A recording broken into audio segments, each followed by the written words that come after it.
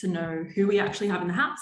So if you haven't already, let me know if you're a designer or a founder, design curious, or you're just here because you're a fan of Alaha, like I'd understand.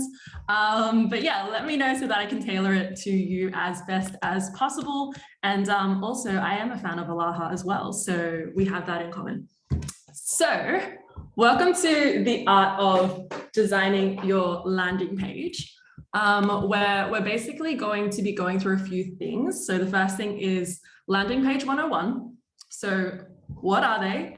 What's our goal? How do we actually create them? And then where do we start? How do we actually stand out? And then a couple of tips for design newbies. So that is what we're going to be covering today. And if you have any questions as we're kind of running through a few things, feel free to pop them in the chat and we'll go through them right at the end. So kind of have already done this a few times, but I am very curious to know who's in the house. So if you haven't already, drop who you are. And I'd love to know so I could tailor it to you. But I guess before we jump in, I'm Joumana. So Joumana Banana, in case you ever wonder how my name's actually pronounced. I run Skale, which is a design agency for startups. And for the last 6 to 7 years, maybe even more, I've been working in startups, designing for startups, obsessed with startups, and yeah, just kind of been in this world having a bit of fun. And so I guess before Skale, before I was actually running a design agency, I was working on my own startup, so very much 0 to 1 mental health. And then before that, I worked in an edtech startup for about 4 years as like an edtech lead or a design and project lead. Yeah, so hopefully have learned a few things in that time. And hopefully this is, helpful for you guys as we go through. So to kick off, I guess we really want to jump into landing page 101. So what actually makes a great landing page? So before we, I guess, even jump into it, the first thing is a landing page is a standalone page that people land on, whether it's through Google, whether it's through an ad, whether it's through social media. It's just a standalone page that we are driving traffic to, right? And so there are really 3 types of landing pages. There's a home page, which is the kind of catch-all for all of our visitors. There are persona pages, which is a page that kind of talks to specific users. And then there's a product page, which is a page that walks us through a product. And so you might be thinking like, well, why is it actually important to know that there are different types, right? Well, the thing is that in each of the different types, we are thinking about very different things in terms of how someone moves through a flow. But luckily for you, the secret sauce of what makes each a high converting landing page is actually exactly the same. So it is very much rooted in what makes a delightful human experience, an experience where people lose themselves in flow. So from the very first moment that they open up your website to the moment that they continue to scroll, it is that process of just flow and knowing exactly what they get from your page. So you really have 3 goals when it comes to a landing page. And the first is you want to make it enticing. So you want to spark their curiosity. You want the entire world, you want it to feel like the entire world knows everything about you and that they're kind of missing out in some way. And so they have to act really, really soon. So you need to be really clear on what users get and show this in a way that's really exciting. You want to make this effortless. So you want to reduce the work that visitors actually have to do when they get onto your site, so they don't actually get frustrated or bored. And you want to make sure that every image and every kind of word on the page is really, really high value. And the last thing here is you actually want to make it easy. So you want to make it easy to understand the benefits, easy to navigate the pages, easy to take action. And every single thing on this landing page should have a purpose. So if we're having a look at this particular one, this is a landing page for Webflow. So the very top bit, which is called a hero or an above the fold. And on it, you can see that there's these big words that are just kind of shouting at you, right? It's like the site you want without the dev time. So without even really looking at it too carefully, you know that there's some sort of website builder component to this. Without the dev time, okay, so it's some sort of no-code tool. So you already know without even scrolling kind of what are the kind of key takeaways of this. And then if we kind of just at a glance look at it as well, we can see that there's a bit of a sneaky product preview happening in the bottom. And so the way that it's actually cut off here is really enticing. It's like, oh, like I want to scroll and know exactly what it is, right? And so that comes down to like how you place your image on the particular screen to move someone through your landing page. And then the last one is it's easy to navigate. So you see it, you can actually see there are 3 buttons. So there's start building, get started, it's free, contact sales, and then also like a login. And you can quite quickly pick up that this is the main button that they want us to look at. And how can we tell? It's bright, it's blue, it's the only call to action button that's really jumping out of us. Everything else is kind of stripped back. And so you notice everything if you're just kind of looking around, but the first thing you see is the start building. So three goals: enticing, easy, and effortless. So where do we actually start, right? So I think it's really tempting when you jump into design to kind of think, oh yeah, hell yeah, like I'm going to just jump in, I'm going to design it, I'm going to build it, I'm going to write it as I go in the tool of my choice, whether it's Webflow or Squarespace or whatever it is. And I think that this can actually be quite a big mistake. And so we actually really want to start with why. So we want to understand, what is our goal? Is it to convert people? Is it to build credibility? Is it to drive signups? Is it to build up a wait list? Is it to have some sort of elusive presence, you know, hinting to a future product, but not giving away too much? So what is the goal here? That goal will be the path that you want your users or your visitors to take, right? And this might not make any sense right now, but I promise we'll go into it a little bit deeper in a second. Let's say you're really ambitious and you're like, actually, I have multiple goals. Like I have a newsletter. I want you to try my product. I want you also to like join the community, in which case I say, create a priority list. If you have both of those things, like what is the highest order item? Which one is the most important? And then create that list from 1, 2, 3. And then your highest priority is actually your main goal. So good landing pages make it really, really easy for users to take action. And if you have multiple actions, like it can get quite confusing for a visitor who's on your landing page. So you really want to simplify that process for them.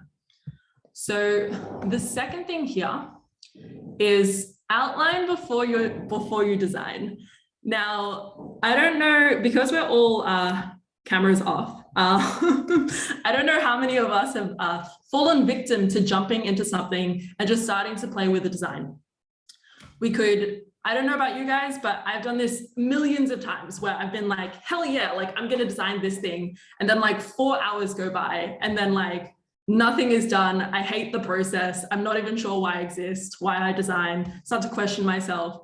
So you really, really, really want to save yourself the trouble and you want to outline everything before you design. So you really want to be intentional, and I'm going to introduce you to a very simple structure that you can use as a foundation for your landing page. So this is the, I guess, secret sauce to how to create a high converting landing page. And it's not really a secret because it's actually dead simple. We want to have a hero, which is that overhead splash page, which is something that draws us in, is very enticing. We need social proof. So any form of evidence that someone has benefited from your product, whether it's testimonials, product reviews, like a quote, an expert saying like, hell yeah, like I love this, we need it. Then we want benefits. So we really want to outline and break it down in terms of, you know, what is valuable to that user. And then lastly, we need a call to action, which is, again, going back to the goal. What do we want our visitors to do when they're going through? So you might be thinking, well, I actually want my landing page to be different because I'm designing a product that is really innovative, and I don't want my landing page to look like every other startup.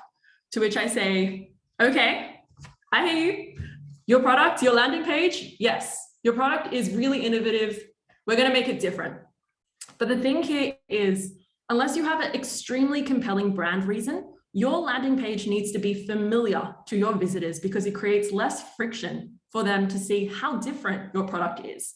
You don't want them to jump on, get really confused because something flies in from the right, even though that thing flying in is really hella cool. You actually want it to be frictionless so that they jump in and they know exactly what do you stand for, what's in it for them, and then what do you want them to do. So yeah, that's something to kind of keep in mind when we're thinking about the structure. So we start with why. And when we're starting with the why and we're thinking about that hero, we really want to introduce ourselves with the most compelling reason of why someone should be introduced to us. So this should speak to the person's emotions. It should make them feel something. It should draw them in. And we'll go into a lot more detail in terms of what that hero above the fold will look like in the next little bit. So the second thing is social proof, which we spoke about already, any form of evidence that people have found value from you. And this should really be very much underneath the hero. A lot of startup landing pages I've seen place this really far down in their landing page. And the thing is, with your landing page, you have about a second before people make an impression and people decide whether they want to stay or whether they want to bounce. And so if you have your incredible social proof all the way at the bottom, like chances are 90% of your users or visitors aren't even seeing that actually your product is being used by Pixar, you know? So we really want to push that social proof really up higher. Equally, you could be saying, okay, Joumana, but I'm an early stage startup. Pixar's not actually using my product. Like, what are you on about? Wouldn't be in this session if Pixar was actually using my product. Okay, I hear you as well.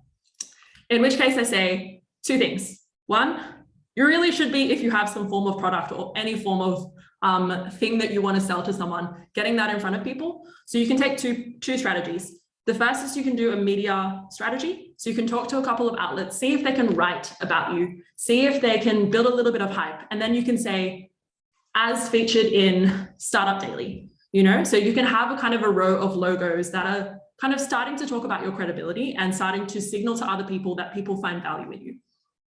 Or let's say you're building out the new Notion. You could ask a couple of your tech friends, hey, like, do you mind jumping on this product? Letting me know, like, use it for a couple of weeks, see how it goes. Let me know how you find it. And if they actually find value from it, ask them for a testimonial. Like, ask them to say, like, hey, what was the best thing about this? And pop it on your site. You can quickly update these as you go to know what are the specific things that people benefit from. But it is super, super important to have that social proof in there. Next thing, the benefits. So with benefits, this is very much what are the things that you offer in your product that make you different, that are really exciting to the person who's jumping on your landing page, and that really speaks to like the things that they struggle with. So if you're a founder, this should really be, you should write down every good reason a customer should sign up. What makes you different? What pains do they have? How do you solve that? Pick the top 3 to 4 that speak to those pain points, and then order them from most valuable to least valuable. And there you have it. You have 4 beautiful things that you can put in your benefit section. Now, the temptation here with a lot of startups is to really say, like, we have like 10 things that make us different. You know, we're going to like take over the world with this particular thing. And it's like, okay, like slow your roll. Landing page is like a first kiss. Like they're just getting to know you, or maybe first date is probably more accurate. They're just getting to know you. If you go in and you're telling them all of the things that are great about you, it's going to be overwhelming. So like pick the top 4 and then let the landing page speak for itself. If you're a designer working with a startup, you should be asking your startup or the founders that you're working with the exact same questions. What makes you different? What are the main values that you bring? How are you different to X? What are your top 5 product benefits? And then at the end, you should have a list of benefits and information that you can plug into your landing page. And now the last thing here is the CTA. So this is your final action, which ties back to our original goal. So is it to drive signups? Is it to, you know, build up that waiting list? This is a final link to the visitor on your page so you can continue the relationship with them. So this is very much the kind of structure. So you can kind of say like, okay, so if the structures are all the same, how do we actually even stand out, right? So this is where your hero and your above the fold actually come in. So your hero tells users how they get value from your product in 1 second. Now that's an enormous job for a very small section of the design. And it is this section of the design that you should be spending the most time on to figure out what are the first impressions that you want to make, right? So this means that it actually has to be visually compelling. It needs to be something that really grabs them as they jump in. And so what that actually looks like is a good above the fold will have a clear call to action. So here, if we're looking at Pilot, which is UK's men's telehealth kind of platform, they have take the quiz as a call to action, and then also log in. It should have benefit focused copy. So we can see men's health, deliver different, connect with Aussie doctors and get proven treatments prescribed online. And it should also have some sort of imagery that is value focused. So really emphasizing like what is actually involved here if you were to kind of continue with this relationship on this landing page. So in this, when it comes to your header is really identifying how users get that value, right? So you can approach this in 2 ways. So you can say, you can add a hook. So you can have a sentence that really jumps out to people. And in your hook, you can make either a really, really bold claim. So in this case, if we look at UK's one, it's like men's health delivered different. Or you can address their objections. So you can address exactly what it is that will make them not want your product. So they can stop in their tracks and they can kind of think like, oh, okay, like fine, like I'll keep looking. So the second thing here is the subheader. So your subheader explains exactly how your product works. So if you have a really pithy, sharp hook up here, chances are in 5 words, you're not going to be able to explain your entire product and why, everyone should sign up. So underneath that hook, you really need something that's a lot more detailed and a lot more clear in terms of like, what do they actually get at the end of the day. Design-wise, this should really never be more than 3 lines. Like 3 lines is already pushing it. 2 lines, you want someone to be able to glance at your above the fold and just really know exactly what it is like that they're getting. So the rest of your imagery as well should support your main message or your main call to action. But yeah, so when it comes to your value visual, so it's kind of like, how do you actually pick that, right? Is a question that I get all the time. We're like, okay, cool, we've got our copy, I can write that, but like, how do I choose what image should I have on the right or like on the bottom? And the thing here, the best practice here is to really think about the value that your product brings. Is it simplicity? Is it collaboration? Is it speed? Is it an app? And you want to find an image that immediately shows, immediately taps into the associations that users or visitors will have about that product. So if it's a physical product, let's say you're selling the new Allbirds, so a whole bunch of shoes. You want to show the product in action so that people don't have to mentally process anything. They're already like, oh, great, okay, this is like selling me a whole bunch of shoes. Awesome. If it's like a collaborative tool, then you want some sort of reference to people. So whether that's photography, whether that's illustration, you need something that immediately says, hey, this is human, people are coming together. If it's an app, like pretty simple, just use a screen or a phone, make it really easy for that visitor to know exactly what it is that you're kind of selling at the end of the day. So a lot of what people get wrong here as well is that they think that to have an impressive design, it has to be complex. And the thing is that like, it actually doesn't. The best design is simple. It is to the point. It tells you, it adds value. It's not something that you walk away and you're like, oh, wow, like that was visually so cool. It's like, no, you walk away with the information that it tells you at the end of the day. So that's very much around like the value vision. So, a couple more examples. So this is another one, which is actually my studio. But this one is just to show you that you don't actually need to have a visual up in the top of your above the fold. You can actually hint that there's something to kind of get people a little bit more curious, so they'll scroll. But you need to really make sure that at a glance that people know exactly what it is that you're offering at the end of the day. So the next thing here is very much social proof.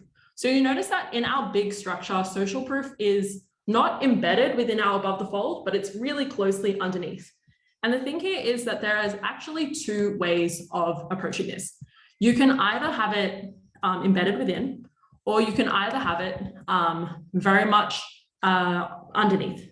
And so your goal here is to make it seem like the whole world knows about you, which we already kind of touched on before. But we want to create FOMO, so the visitor feels like compelled to take the action that you are designing them to do. So here, for example, on Notions, you'll see that they have a whole bunch of different company logos, which is embedded to the above the fold. And then here for customer IO, you can see that again, it's like underneath the main visual, but it's still in the kind of field of vision. A lot of startups will push that down for sake of keeping that image really, really clean when you open up. I'd highly recommend you push it up a little bit so that you can really see it on first glance. This will also force you to make your value visual, which is above it, typically in this structure, to be a little bit more simplified and have a bit more space around it. So it kind of does two amazing things at once in some ways. Another way to do it here is actually not to pop in the logos, but just to, I guess, like a hint to how many people are using your product. Again, if you're early stages, you're probably not going to have 25,000 businesses. So this is more like down the track. I've actually seen a lot of really big companies that don't actually take advantage of this, which to me is a bit ludicrous considering like they could be increasing that kind of conversion rate. So that one's more of a future thing at the point. So again, if we are very early stages, so this is a Antler-backed Australian startup at the moment. So it's a fintech startup. They've taken the media brand approach where they've spoken at a couple of events and then they're able to actually pop those logos on their landing page, which is a tactic that you can do. And it does just take a couple of weeks to get organized. The other way you can do it is, again, that testimonial. So asking a couple of friends or early adopters to try out your product and see if they actually get value so that you can have that testimonial there with you. And the key thing here is that you really need, for a testimonial, you need a face. Like, sounds ridiculous, but like a lot of people are like, I don't want my face on this. And it's like, actually you need a face because it doesn't seem trustworthy if you just have like a random quote on the landing page. You need a full name. And you need like their position or their relationship to it there as well. And so, yeah, you really want to make sure it looks as trustworthy as possible and that people can actually look it up or look that person up if they want to. Most people actually don't, so you don't actually need to worry about that, but you want to make it seem as legit as it actually is. And so I guess to really like hammer down all of these elements, we're going to pretend that we are actually founders building Notion before they've actually built their incredible products. And yeah, we're gonna have a go, I guess, like at crafting this landing page.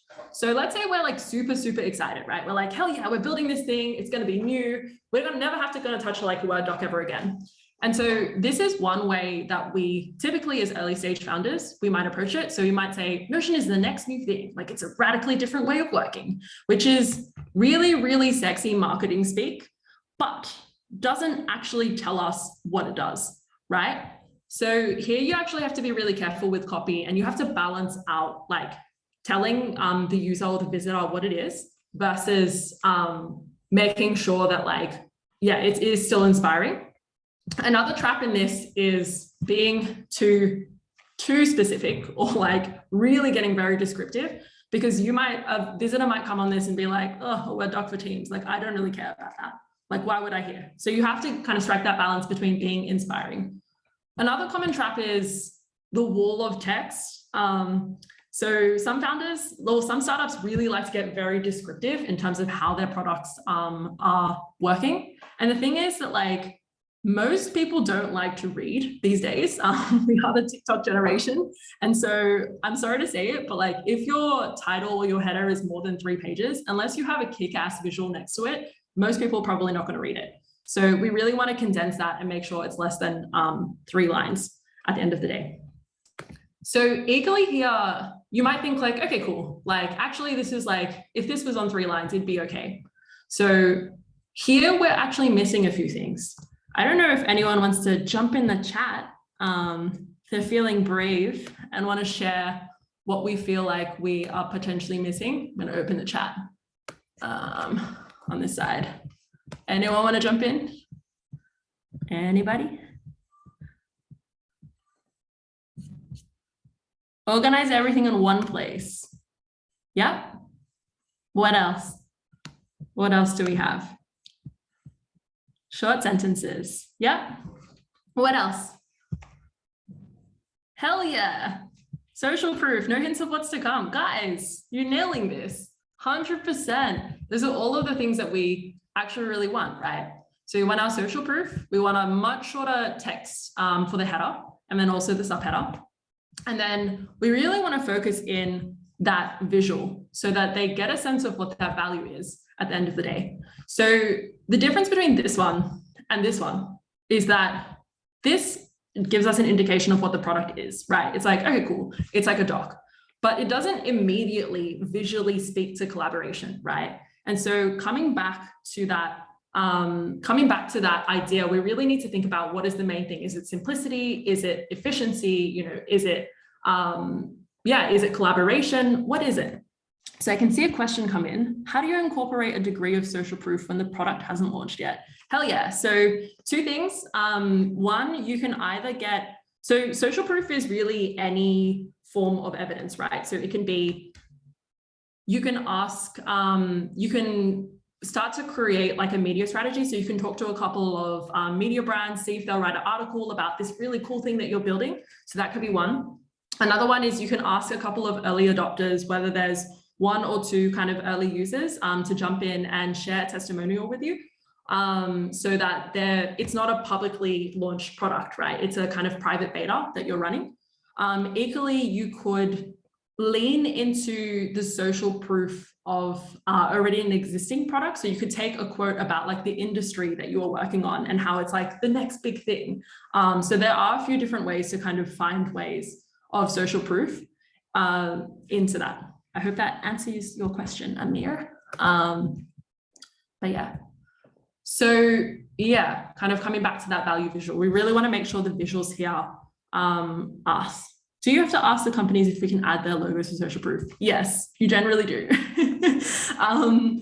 You really should, especially I guess because you'd be interacting with them. If they're early stage customers or they're people in your beta, generally you should have a good enough working relationship with them to ask them. And most people are actually super like very happy to support you because, you know, you're early stage, you're doing this thing that's really awesome. So don't be afraid to ask. I think for a really long time, I was like, oh, I'm not going to ask. It's like a burden, but actually people get really honored and they get really excited. They're like, oh my God, I'm going to be on a website, you know? So very much like ask your early people if you can. We might continue throughout. So the next thing here is that you really want to get feedback from 5 people. These should be people in your target market and also people outside your target market. And you want to ask them, like the goal here is to get a really clear sense of like how compelling it is for your, how compelling is your landing page? And so you want them to give you brutally honest feedback.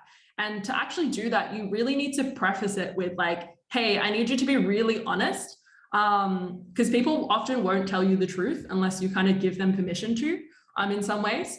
And then you also want to focus it in. So you don't want to ask like, okay, cool. Like, you don't want to ask, oh, like, which one do you like? Or like, which one do you prefer? Because then people will give you their personal preference in terms of the visuals. You want to ask them around the problem-solving nature of like the landing page. So you want to ask, how willing are you to share your credit card or your email address? You know, how clear is this? If you had to delete every or like 50% of this on your particular landing page, what would you delete and why? And then you also want to ask from like a perspective of disbelief, like, did anything trigger your like, ugh, this is like trying to sell me something reflex, which is pretty important. And then lastly, just like which one's more effective. And then from there, you can go ask a lot more like tailored questions. But yeah. Joan, oh, I see you have a question. Ooh, I might jump around to questions at the very end if that's okay. Otherwise, I feel like we might not be able to get through everything, but we'll definitely circle back to that one. So the next thing here is just a whole bunch of practical tips for non-designers or newbies, as I prefer to call them. So tips for design newbies. So here we have a landing page for that same fintech company that we were looking at earlier. The first thing here is keep it simple. Start with 1 to 2 colors as you're designing and really try to like hone it in. Because if you actually start with more than 2 colors, it's really hard to balance. Even the most expert designers struggle with making a design work with more than 2 colors. And so you really want to start, I would even go black and white, which is super rogue. So keep it really unstyled. So you get a sense of like, how is it working as a piece? How does it read? Before you start to add color. And then you can start to think about like, well, what do I want to draw attention to? In which case you can start to use your brand colors. And so here, for example, we want to draw attention to the fact that it's smarter finance, the fact that there's a call to action, and the fact that this entire product is about taking a card, right? And then at the very end, you get automated rewards and AI powered saving. So you really want to keep it simple at the very start. The second thing here is you really want to keep it to 2 fonts or less. I've seen a lot of landing pages which have like a lot of fonts in different styles. And this includes bold, italics, labels, you name it. All of those are different styles. And the thing is, whenever we're reading information, we kind of mentally assign what that information means. So we assign a kind of category or a label to it. And so if we have multiple different kind of stylings as we're going through the landing page, it makes it really hard for a user to kind of effortlessly take that away and say like, oh, amazing, like that was a call to action, that was like a header point, that was benefits. So we really want to keep it simple. And I would start with 2 fonts or less and go from there. The second thing here is don't add color to make it interesting. Like design is about good communication. So if you're jumping in and you're like, I want to make this like visually attractive, like hell yeah, like let's make this colorful, like just be careful because we don't want to draw attention to the color, right? We want to draw attention to the product and the benefits. And so we want to be very selective about how we actually use color when it comes to it. So the second thing here, or the second kind of category is we want to make it easy to read. So here we want to use high contrast colors. And I would just recommend starting with black or white text. And then if you want to get groovy with some color text, amazing. But really start very bare bones. So you get a sense of the information architecture before you start styling. The second thing here is make the primary header bigger, significantly bigger than your subheader. I've seen a lot of startup landing pages where everything is like really big or like everything is really small. And you want to have a clear hierarchy between what's the most important thing and what's the second most important thing and what's the third most important thing. And one way to do that is by sizing. So you really want to keep that primary header much bigger. And as a, I guess, like cheat code or like a cheat sheet, I would recommend you kind of jump on, and you would, I'd recommend you looking at different websites that you admire and looking at like the ratios of that font and going from there. So the next thing here is spacing. So we want to make sure everything has enough space. So here we've just kind of zoomed up, right? And already it kind of feels like it's shouting at us. So here it's really important to get your spacing right, where you basically you don't want too much space and you don't want not enough space. And so the way to do that is actually to get really kind of clever about your spacing in the sense of you want to make sure the spacing as like a starting point, make sure the spacing between your header, your subheader, and your call to action is all even. And then just make sure there's enough space around it so that when you kind of squint, it looks like there's only 1 or 2 main things that you're looking at. If you're squinting and there's a lot of other different things that are kind of happening, it can be a little bit overwhelming at the end of the day. So we just want to make sure there's enough space around everything so that we avoid people getting distracted or confused as they're going through the process. And the other thing to note around spacing here as well is whenever things are closer together, we mentally tie them together. So the proximity of how close things are make us associate them as like one category. And so here in this landing page, like as we're going through, it just feels like if we squint, we have 3 kind of objects. So we have an object on our left, we have an object on our right, and then we have an object underneath. And so it's just visually, it's cognitively easier for us to process as we're looking through it. But if we kind of have everything too close together, it can get a bit overwhelming for someone coming in. And then the last thing here is around imagery. So if you can, use real images over stock images. Stock images have this like fake quality, which like everyone looks at and you can kind of like, you can smell it from a mile. So if you can, take photos of your friends or use more in real life photos than a stock photo. Try not to have any images cut off and double check that your images aren't pixelated and they also scale across different screens. I've seen a lot of landing pages where like, when you jump in on like a small screen, it's like perfect. You jump on mobile and it's just like really hard to navigate, or you jump on like a large screen and like the image is like teeny tiny. And so just double check that it's all responsive.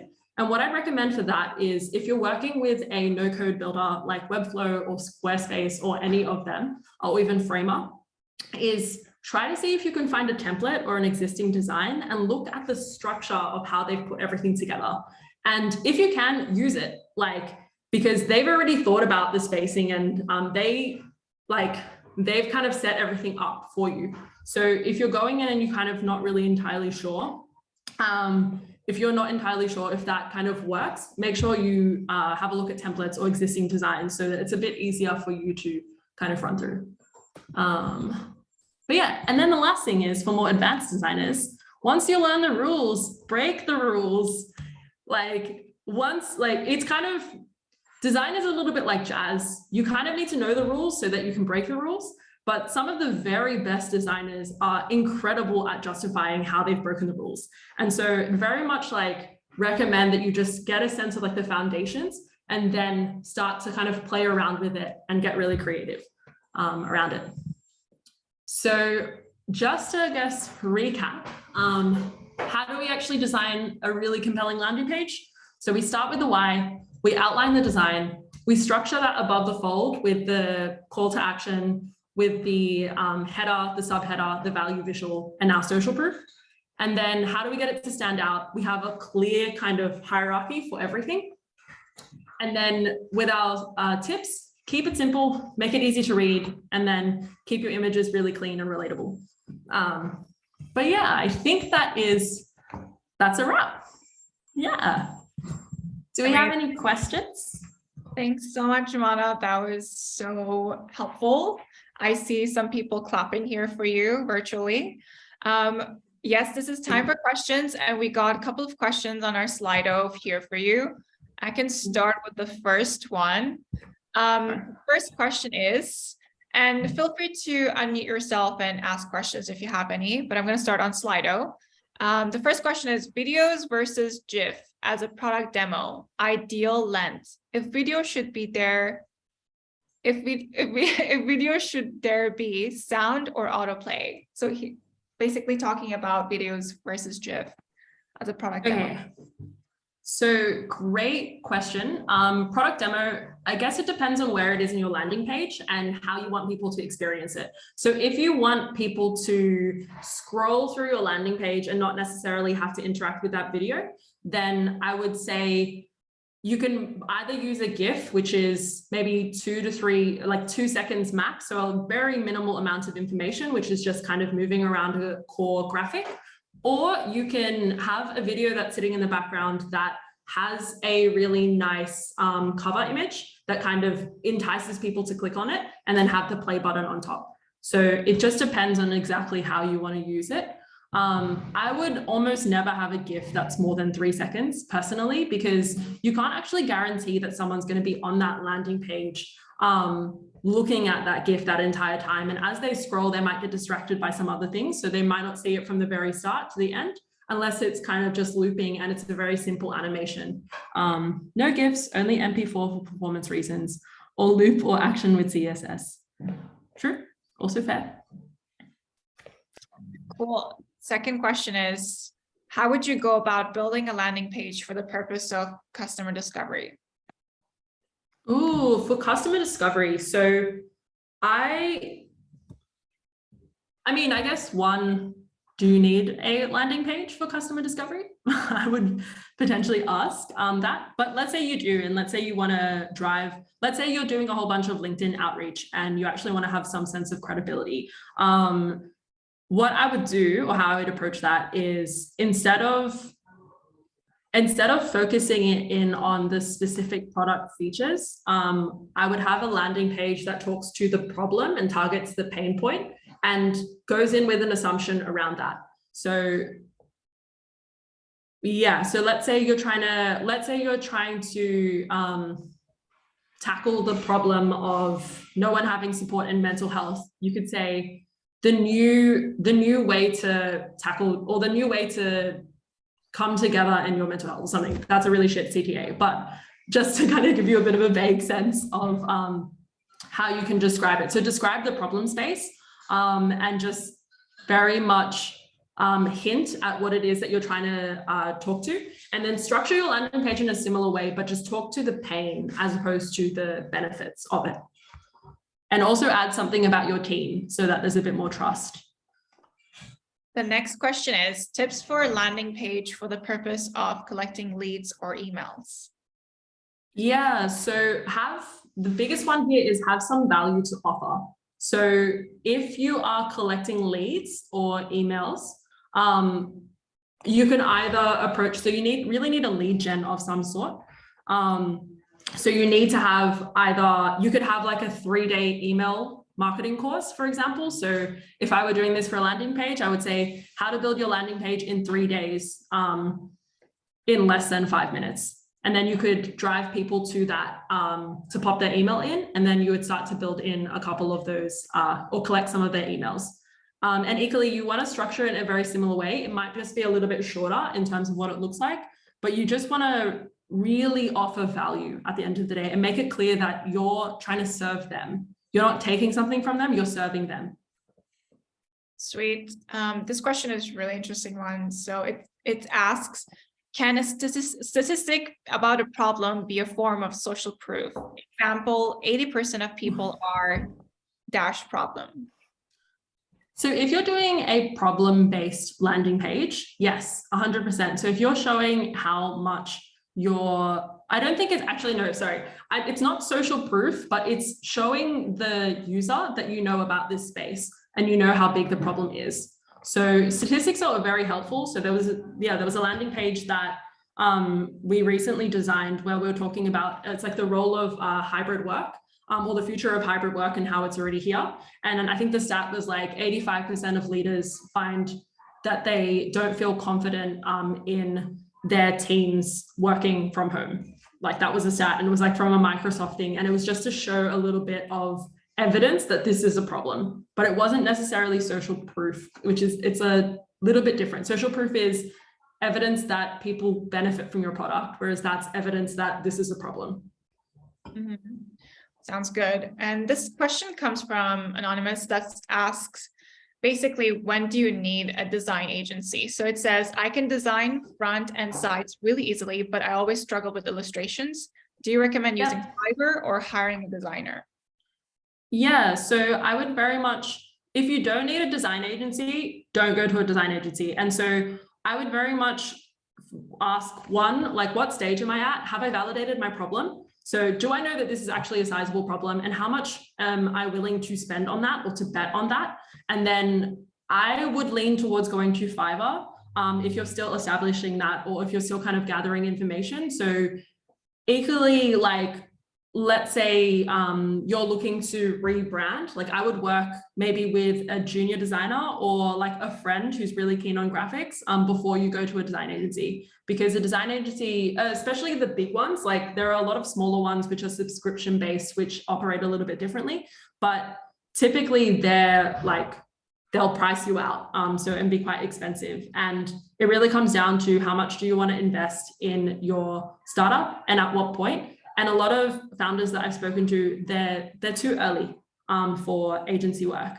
So they'll say like, oh, I really want like a landing page. And it's like, actually, they're still in the process of validating that there is a problem. And so it's kind of like, okay, maybe you can spend $20 on card, build out your website and see if people resonate with like the language and go from there. And in the case of like, you're really good at like structuring all of those elements, but it's actually the illustrations, I would just go to Fiverr, or there are a couple of design resources where you can buy packages of illustrations, and you can use those illustrations as well. I'll have a dig and see if I can share that after this. Cool. We have time for 2 more questions. So the next question is, how do you prioritize your why, especially when you're just starting out and don't know which product is important? Yeah, great question. So once you design your landing page, it's not done. It's never done, right? So you're always testing, you're always getting feedback, you're always seeing if it resonates with people. So what I would do is I would pick the thing that you think will resonate the most, or you have like a hypothesis, right? That this might resonate with other people, and show it to people, test that hypothesis and get the feedback. And then from their feedback, start to fine tune it. So you might actually find that, oh, like people care more about the fact that this tool is in one place as opposed to this tool is like collaborative, in which case then you can start to shuffle around that order. But yeah. Yeah, thank you so much. Is there anyone in the chat that wants to ask Joumana a question, the one final question before we wrap things up? You can unmute yourself and ask now. It's a pretty small crowd tonight. No, it's super scary to do so, but if you do have a question, jump in. Victoria, would you like to unmute yourself and ask the question? Hi, yes, Joumana. Sorry, just a follow-on question to the problem statistics thing where you said that the statistics are not social proof. So in that case, where do you recommend we put statistics related to the problem on the landing page if it's not a social proof? Does that go into benefits or somewhere else or in the hero? Or?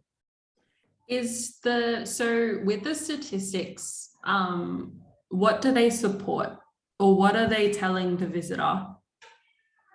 It's highlighting to the visitor that this is a much bigger problem than people probably realize. So for example, your one on the remote working where 80% of managers don't, like, where would you put that statistic on a landing page about the remote work issue for managers? So how I would do that if there's no social proof is I would have my header, and I would, depending on the story arc, I would start to weave it in so that it flows really naturally. And so I'd probably still put that above the fold. If you think that the audience needs to be educated, then it should probably be higher. I would test that out though and see if they actually need to be educated. So if they don't, then maybe it needs to be a little bit lower down or on a separate page, depending on what stage you're at. Okay, great. Thank you so much. Okay, hope that helps. That's very helpful. Bella, would you like to ask your question? Sure. Joumana, I just wanted to ask about your use of animation for landing pages and if you had any tips. Ooh, yeah. I guess like how are you seeing the animations? What animations are we talking about?